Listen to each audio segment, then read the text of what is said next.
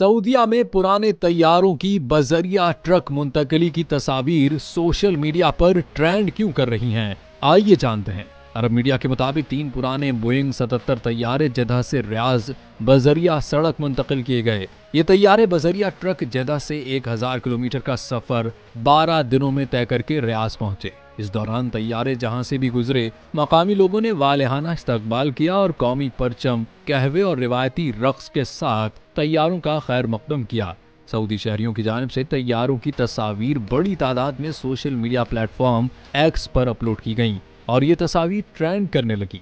Saudi शहरियों की जानिब से तैयारों की तस्वीर बड़ी तादाद में एक्स पर शेयर करने की वजह यह है कि सऊदी अरब की जनरल एंटरटेनमेंट अथॉरिटी के सरबराह तुर्की अल शेख ने एक्स पर सऊदी शहरियों के लिए एक मुकाबले का ऐलान किया था, जिसमें रियाज की तरफ जाते हुए तैयारों की बेहतरीन तस्वीर लेने पर लग्जरी गाड़ियां बतौर इनाम देने का वादा किया गया था।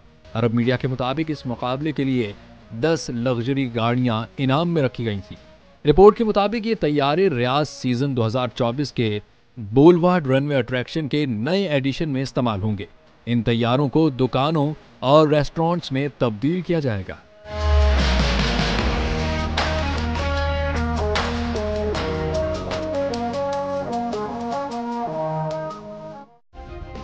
सब्सक्राइब करें और बेल दबाएं ताकि कोई खबर रह न जाए।